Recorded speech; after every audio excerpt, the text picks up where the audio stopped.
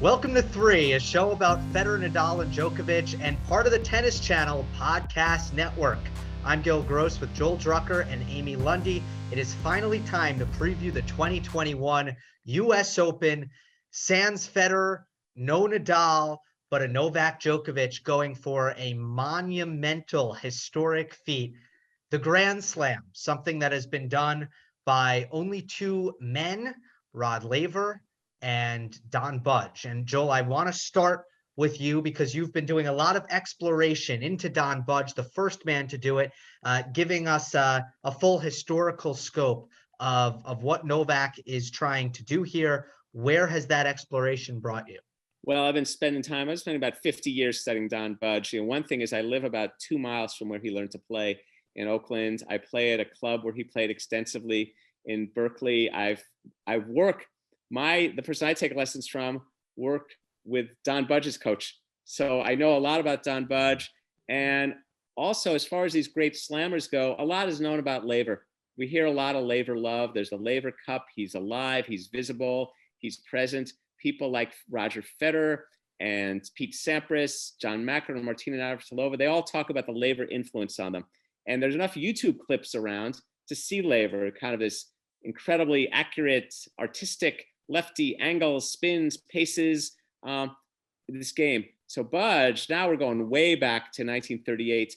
But if you look at it, Budge played a lot like Novak. He was known for heavy duty, deep ground strokes, a tremendous backhand that he taught himself from a lefty baseball swing. That was the first drive backhand. If you watch the Budge backhand, you would see fingerprints of it left on Roger Federer or even Gasquet or some of the great one-handers, and also some of the two-handers, because it was very compact stroke.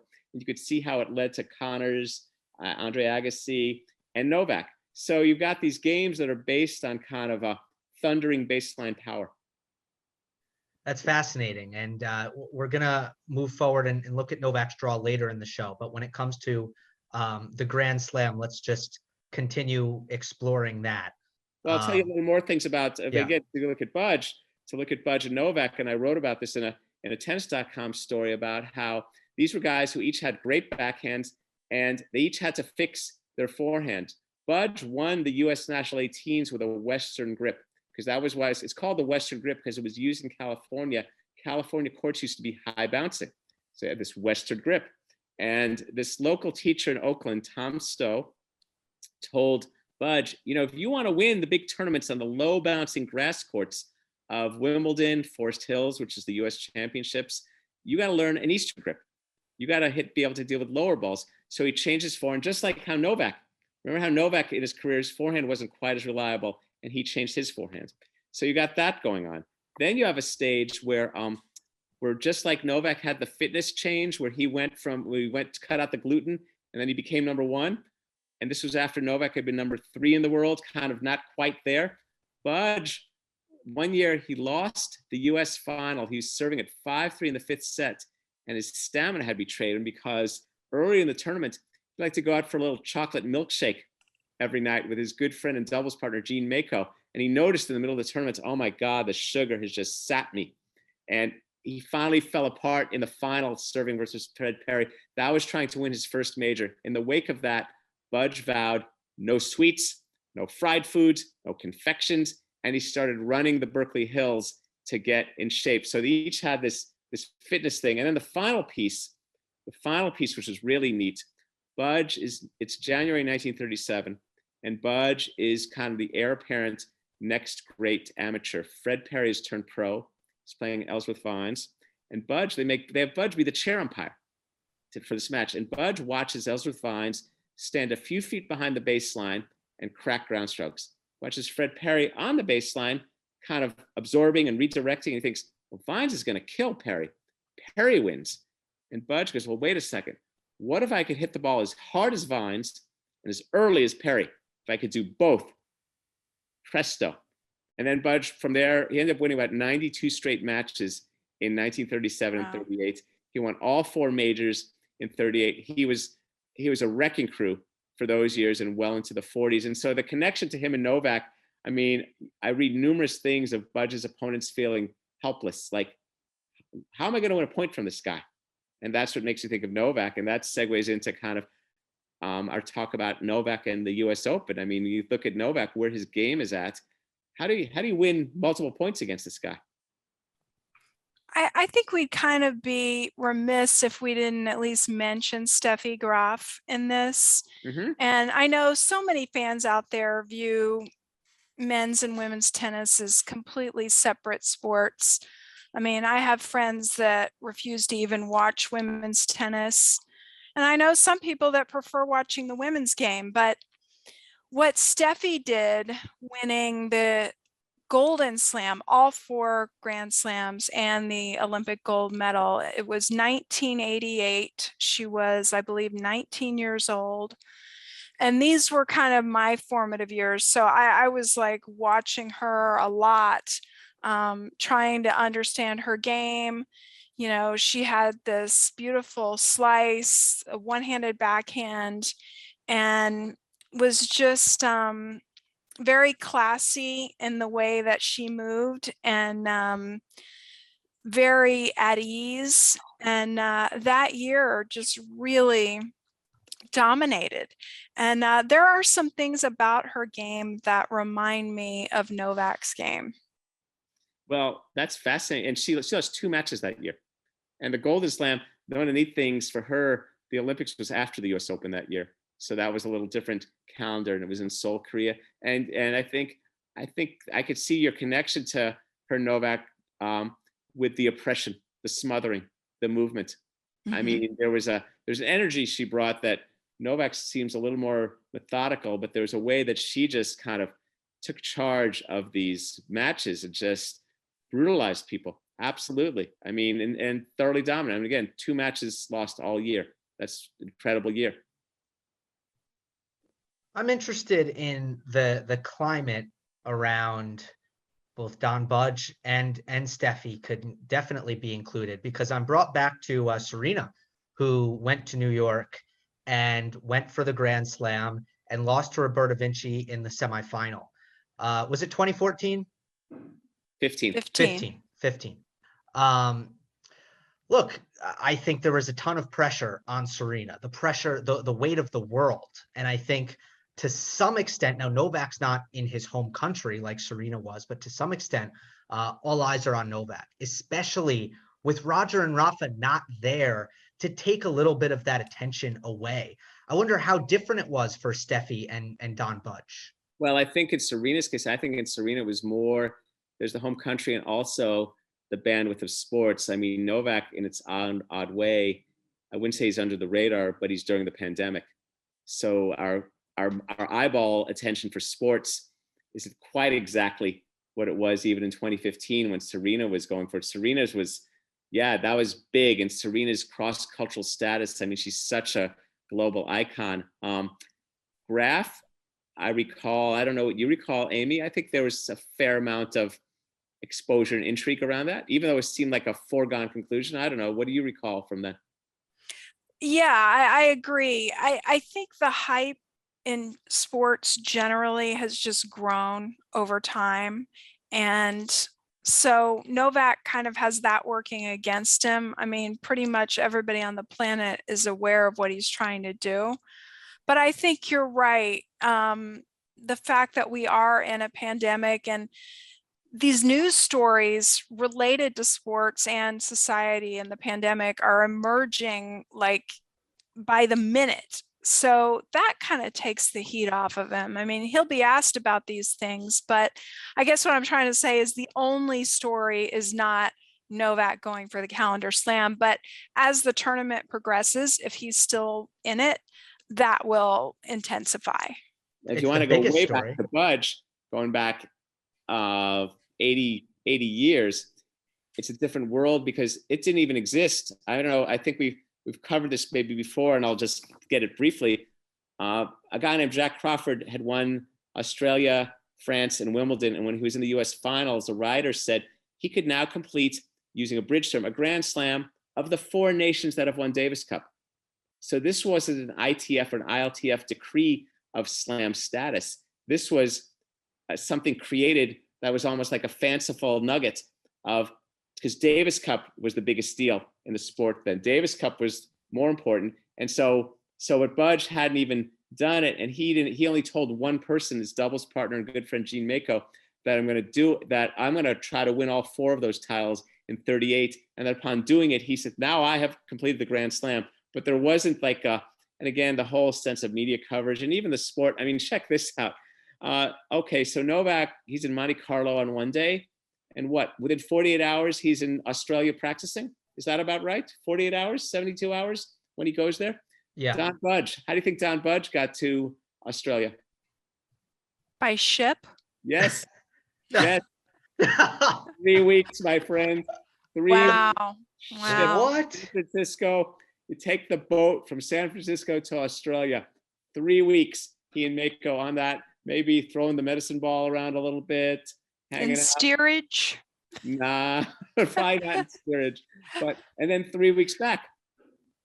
So think about that. Wow. 3 weeks back. Wow. So it was all a little different. And then even you look, and then you even forward to like later in 69, white balls, wood rackets, brass courts, no tiebreakers, no sitting on changeovers, play out sets. Laver won a match when he won his Grand Slam. Check out this score: 7-5, 22-20, 9-11, 1-6, 6-3. That's 22-20. That's 4 sets in one set. That's with Tony Roach, and it's all. And I think they served at volley at every one of their first and second serves. I mean, so it's like it's the science fiction. I mean, and yeah, the whole, all these different kind of worlds. So each era a little bit different. And Novak, fascinating. I mean, it'd be really interesting to see how that all shakes. Well, I'm sure they all felt pressure to some extent. Novak was asked about it in his press conference. He said, "I thrive under pressure." He repeated the Billie Jean King quote, "Pressure is a privilege." And I think you can't even make an argument after he began his career struggling in the major finals.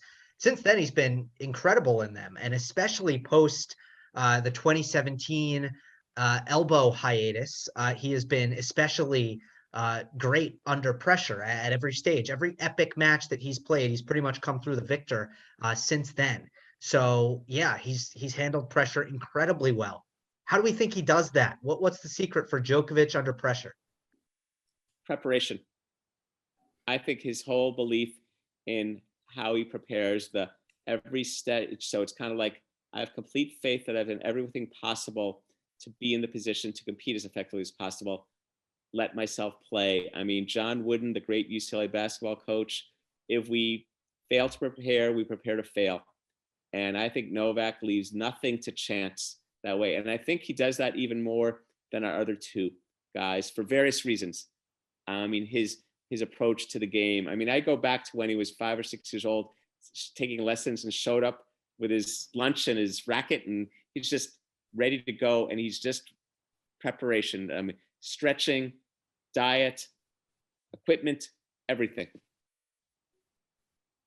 I also think his game has something to do with it, because I think that's what allows it. Right. No. I mean the style. I should have been more specific. Not just the fact that he's good, right? Because many players are good. I think the way he plays, what I'm really getting at is, I think he has full and utter trust in his movement.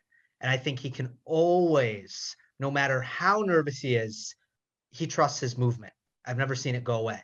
Just like I think Sampras always believed in the serve, and he believed it could always get him out of trouble. So I just think he has that thing that never goes away. Well, so what Sampras believed in was his gunslinger ability. I mean, I know later in his career, we saw a lot about the serve. I think Sampras believed in his ability to play the clutch point, to come up with the right shot, the return on the break point, the volley, and particularly, of course, the serve. I think with Novak, you're right, the movement propels him, and the movement is the full result of all that preparation, of all that stretching, of all that conditioning, of the diet, of the discipline, of all that kind of stuff that puts him in a position to be as purely effective. And it's interesting, and Novak has spoken about his love of Sampras, because I think Sampras, in his way, was a no stone unturned. I guess they all are to some degree, is of course to have everything in place to be ready to compete effectively. And Novak's ability to know his game and to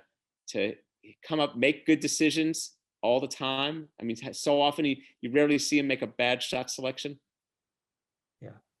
I think there's a cultural element to it, being Serbian. You know, I was talking to my 11-year-old son the other day, who's like a real geography buff and a history buff. And I said to him, just describe all the Balkans to me. Like, tell me about each country.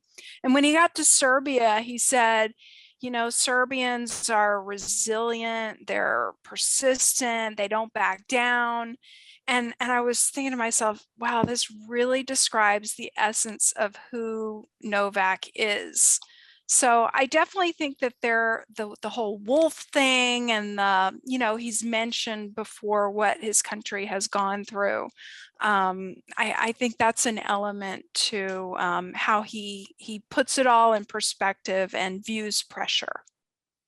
Well, right, because then like there's the great story in Chris Clary's new book about Federer about Novak's dad at one point putting like what $10 on it. This is us. This is what we got, family. And so I think Novak's awareness is like pressure. I mean, and Tony Nadal has talked about this. I mean, this whole way that pressure gets discussed. I mean, what does that really mean? And I think the more you prepare and the more you know your game and your movement and your strokes, it's an illusion. It's like confidence. These are illusions. That doesn't mean they're not powerful. It doesn't mean they're not meaningful, but they're illusions. They're just tropes of notions of ideas. I mean, so Novak is just able to kind of go from point to point. I mean, there's probably never been a player who's so good at just building point to point to point and being so airtight. I mean, when it matters, that knowing, wow, he's not missing. I mean, we saw that Roland Garros final when he's down 2-0. It sure didn't seem like he was going anywhere, did it? No, definitely not. It seemed, I think everyone knew that match was still in the balance and that Stefanos Tsitsipas had a monumental task in front of him to try to cross the finish line against Novak. The environment, the US Open, full crowds. Wimbledon, we did see a little bit of that, but New York is a different kind of environment. And Novak said earlier that it's probably the most fun venue in tennis. By the way, an announcement just made before we started recording that all fans are going to have to be vaccinated. But I always take an interest into how Novak interacts and how he's affected by his environment, Amy. Yeah, and this goes back to what I was saying before about how the story of him trying to win the calendar Grand Slam is sort of offset by these constantly evolving news stories, some of them related to the pandemic, and vaccines are front and center, not just in tennis, but in all sports. First thing I thought actually was some friends of mine have asked, like, can I get some tickets? And some of the days for grounds passes are sold out. So I was like, oh, well, maybe those tickets will become available because people who aren't vaccinated will want to resell. But I do think that there will be a full crowd because there's plenty of people in this area that are vaccinated. And I think people will be rowdy. And Novak has, despite what you might think, he has plenty of fans in this area. And I think as the tournament goes on, this will build, and nobody does hype like New York. And when we get to the final, if Novak's in it, we're going to have a real humdinger on our hands and a highly rated final if that happens. I agree. And I think Novak's saying that about how he likes New York. I mean, it's so funny. I've read so many pre-tournament transcripts, and part of the mission is for every player to speak to how much they admire such atmosphere. And New York has it. And New York probably, well, they each have their concept towards it. New York is the New York thing, the embracing New York. And there becomes the thing, the rite of passage for the European player. Novak's always done pretty well in New York. I mean, he got to the finals. This is the first slam final he ever reached in 2007. And I think he'll enjoy it and the chance to be theatrical. And I think crowds that do attend events now are bringing a certain kind of gratitude towards it. I mean, a sense like how great we get to watch a sports event. And so let's get into it. And so it'll be fun to see night tennis at the US Open once again, and some match, and some match is going to happen. And the one thing about Novak and all tennis, it's not like he's winning these matches 1-1 without being tested. There'll come points, there'll come rallies, there'll come moments, and there'll be for all, and he'll come up with something, and he's going, wow, that's what tennis can really be. That's really exciting. Yeah. I think there's going to be intense support for Novak. I think this will be the U.S. Open that more than any other previous U.S. Open that fans will come out for Novak. That's my sense. I don't have a scientific explanation, but I think, Amy, you did put it well. New Yorkers love hype, and I think the people who do like Djokovic, they will be showing up because they understand what's happening here. With that being said, normally you're going to get two very vocal factions, and that is what is fun about Arthur Ashe. It's not generally as clear cut. I was at the 2009 U.S. Open final, the first tennis match I was ever at, Federer against Del Potro, and I think the support was 25% Del Potro, 75% Federer. Noise 50-50. It's just how it was. Yeah, well, that's a good call, and also look, New York fans will like underdogs. That doesn't mean they want them to win. They just want to see a show. They want to see something dramatic and engaging. And in some ways, at a certain level, they want the favorite to win because they want the guy to keep advancing. And I think Novak this year, the evolution of the tennis story these days is that these other contenders haven't stepped up enough yet to have it seem that he's anything but the big favorite. It's not as if Medvedev won the guy who won the U.S. Open last year, Dominic Thiem, he's not even playing. Before we get to Novak's draw specifically, in a general sense, there's a good debate going on right now about which players threaten Novak most. So let's see where we land on this. I know I have an answer. Amy, who do you think are Djokovic's? You could pick one player, or if you think it's a tie, give us multiple, because there's no either way. What are you feeling there? Who threatens him? It's funny, when I was doing prep for this part of our discussion, I just had this women's intuition, call it, that he will be threatened by some player that isn't really on our radar right now, that we're not talking about at some point in the tournament. That doesn't mean that I think he'll lose, but it's like the match that really challenges him might be a surprise to us. But in terms of like the names that we all know, I think Medvedev is the one that likes this surface, this US Open surface, and feeds off this crowd the most. And I would love to see that match. Love to see it. And that would have all the energy and drama that we're craving. I think so. You're talking about the one chance being the 75 aces from Rally Opelka, where things are just flying left and right, or from some other player who we don't quite know, the under the radar guy. We know them all, but there's lesser. I don't mean we don't know. I mean lesser familiar, and suddenly it's like, wait, what's going on this Thursday night or this Saturday afternoon? What is happening here?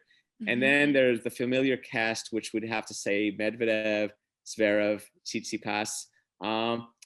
I don't know. It's interesting. I think, even though it was a while ago, I think that Australian Open final where he beat Medvedev handily was really of value to Djokovic, even though he lost to Medvedev before. But I think there's a certain part of him that says, okay, I kind of got this guy solved. On the other hand, Medvedev was playing so well. He was playing well, didn't win Cincinnati. Zverev, the question is how much these guys are continuing to then improve. I think I would put Medvedev and Zverev a little ahead of Tsitsipas, I think, as Novak threats. I mean, I think Tsitsipas, his game is still evolving. He's putting together the pieces and the parts and the shot maker thing. I think the other guys are a little bit more in order, their games. It doesn't mean, I'm not saying they're better, but I think Tsitsipas has more growth ahead as to forging his tennis identity. And I think Zverev, is impressive, winning Cincinnati, and Medvedev. I think they're a little bit more where they're going to be. So I don't know. What's your answer, Gill? Well, first of all, I agree that Tsitsipas out of that trio is in third for, unless you're on clay. That changes a lot because the return of serve is an essential part of the game, as we know, and he's just not up there with them in that department. Right. So on clay, the clay erases that because now the ball's slowed down so much. It's a different looking return. But on a fast court, Zverev, Medvedev, and Djokovic are on a different level when it comes to the return of serve. On that note, I think it becomes pretty much a matter of who you trust mentally between Medvedev and Zverev. I think they do very similar things on the court. From a technical perspective, I think Zverev does some things better than Medvedev. But when Medvedev is not in his rattled state, when he's not, I don't know, in a state of rage, I think he's mentally tougher than Zverev and his confidence is more bulletproof. Djokovic beat both of them in Australia earlier this year, but it would really be Medvedev for me. That's the one who threatens Djokovic more than anyone else in the draw on paper. But I kind of agree with Amy that it's likely with Novak's lack of match play and the way the U.S. Open can be with the horribly difficult conditions and stuff. There could be some danger in the earlier rounds. So that's how I see it shaking out. Shall we go to the draw? Yeah, let's do it. Okay. Here are my impressions, just real quick. Berrettini, first of all, is Djokovic's top seed, number 6 seed in the tournament. That would be the projected quarterfinal. The other high seed is Hubert Hurkacz. Then after that, you have David Goffin, Aslan Karatsev, and Alex de Minaur in Djokovic's section. That is as far as the seeds go. Now, I think Djokovic's section specifically, I don't have confidence really in any of the seeds. I think de Minaur is in a 50-50 match with Fritz. I think Goffin is probably an underdog in the first round against Mackenzie McDonald. I think Karatsev hasn't done enough to inspire confidence that he will get to Novak Djokovic. So I think a lot of these seeds we're not going to see. What there is in this section are dangerous and intriguing unseeded players. And I think particularly Kei Nishikori is playing well, although Djokovic plays him great. Jan-Lennard Struff is a potential second round, and Jensen Brooksby is in there as well. I think those are all. I'm sorry. I think those are all the kind of solvable guys. But Berrettini still intrigues me. I don't know. I mean, Amy, you months ago talked about Berrettini, and then he gets the Wimbledon finals. So I don't know. What do you make of some of these Novak? He has not played many matches recently, and I think he's been battling some injuries. So Berrettini's a real question mark for me right now. I mean, people don't like the Djokovic fans are going to say, no, Amy, what are you talking about? I do think that as some of his Grand Slam draws have gone, his section looks a little bit easier to me than some of his past sections have looked. That doesn't mean that anybody should take anybody for granted. As I told Gill, Jensen Brooksby is kind of like everybody's favorite underdog right now. Everybody's talking about him. Of course, Karatsev beat Novak way earlier this year in a best of 3, but we haven't heard much from him recently. So I agree with Gill that it's not the seeds that are tricky here. It's the unseeded players. Alexander Zverev is the potential semifinal, but we won't go too far here at all. I'm just going to lay it out there for everyone. That, of course, means that Daniil Medvedev and Stefanos Tsitsipas are on the opposite half. So we have the three. We have the three ones who Novak threats are the other seeds, but one of them is going to eliminate another. Medvedev is less than that half. Zverev interests me tennis-wise now to see where he goes with his tennis, because he's played fairly well and appears to be making some progression. And of course, then he was a finalist here last year. Haunted or liberated by that, both, and we'll see. And he beat Novak at the Olympics. And, we would be remiss if we didn't say that there's a lot of headlines surrounding him right now. And, people aren't just robots that can separate their tennis from other aspects of their lives. So Zverev is a complicated creature in the draw right now. Yeah. So, well, but he's been playing well. And so, and again, the finals last year, I miss Thiem. That's one of my sad stories of the 2021 year is Agreed. not seeing Dominic Thiem here this Yeah. year. I mean, I so enjoy his approach to the game. I think he's thoroughly professional and has a great game. And it just seems like he's had the really tough, the Peggy Lee syndrome. Is that all there is? Yeah. Now, obviously, it was first mental issues and then physical problems to follow. But Dominic Thiem is the one player who stylistically I've always felt is actually a bad matchup for Novak. And I don't really think I can't say that about anyone else. So Wawrinka, Thiem and Wawrinka, they play the same way, in my opinion. And that is a style that hurts Novak. So it's good for Djokovic that Thiem is not a factor.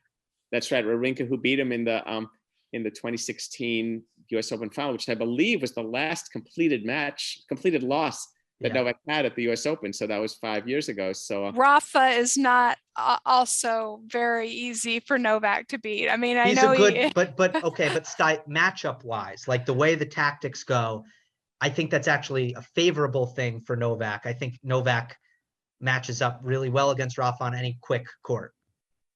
That's right, on a non-clay. Yeah, and so, but these one-handed guys have had their moments. I mean, Wawrinka's beat him at several majors, and so his team. So that makes us think, okay, so the player of the future who will topple Novak when he finishes competing at Grand Slams 9 years from now. I think that's an interesting thing to think about. I mean, these guys with these one-handers, these guys with movement, playing very adventurous tennis. I mean, I think what I enjoy about seeing the one-handed backhand in contemporary tennis, it's the player who does that knows he needs to play very dynamically. That's why, like, I see some other players like Nishikori, Goffin, they're just like cut from the same cloth as Novak. They're like lesser Novaks, how they play. But then you see someone like Wawrinka. I mean, I remember I was at that French final when he beat Djokovic. It's unbelievable. It's like he knows you gotta be taking cuts and swinging. He's not going to get in rallies. The one-hander versus the two-hander in the rally is not good math. So the one-hander's got to break up that pattern as soon as they can see it. I mean, if Gustavo Kuerten taught us anything, it's the dynamic use of the one-hander. Well, you got to, there's a certain level of heaviness that they can get with the one-hander that I don't think any two-hander can get. Yannick Sinner's starting to make me think about the possibilities of how powerful a two-hander can be. But as far as that is concerned, generally speaking, nobody can hit a backhand as heavy as Wawrinka and Thiem. Well, but it has to do with deployment more than necessarily inherent attribute, because we know the inherent attributes of the two-hander are often better than the two-hander. So it's like my point about the one-hander, and it's funny, and this even goes back to Don Budge, who created the first drive one-handed backhand, is if you're going to have it, it better be one big piece of artillery. And the one-handers who've endured over, it's not going to be just kind of like a mildly steady shot. You better be ready to swing it. But I think it's physiological, though, if I may say. I think it's a physiological thing that the one hand, just like the men's forehand is almost always bigger, I think the one-hander is capable of more racket speed. Well, we're seeing it now. It'd be interesting to see. You're right. If it's organized, if it's built, and this gets to some real interesting player development issues of how people go about building a game and what it means to have a one-hander for a pro level player. Yeah, that's a very interesting thing. I don't think all one-handed backhands are monolithic. They're all different. They all have different spins, and some of them are flatter and all that. But point taken. But I think in the pro game, I think at the pro level, at the world-class level, if a player is going to if his player is going to trot out a one-handed backhand into that world, it better be a whopper. Well, I think James Blake, who's always charmingly self-deprecating about his backhand, would say that The best thing about his backhand was that he just tried never to hit it. Well, right. That's true. And that's right. And James Blake, you got to hand it to him for getting, and Stevie Johnson too, with his slice. You got to hand it to those guys. James Blake, who gets to 4 in the world with that. That's right. So, but I wonder if Blake would know. Blake might have been, it's not, he didn't try out, a great possible one-hander. His was not the case for the one-hander in contemporary tennis. Okay. Well, Novak has a two-hander. What are we doing here? No, I'm joking. It is applicable because we've got Tsitsipas as a major contender here, so it does apply.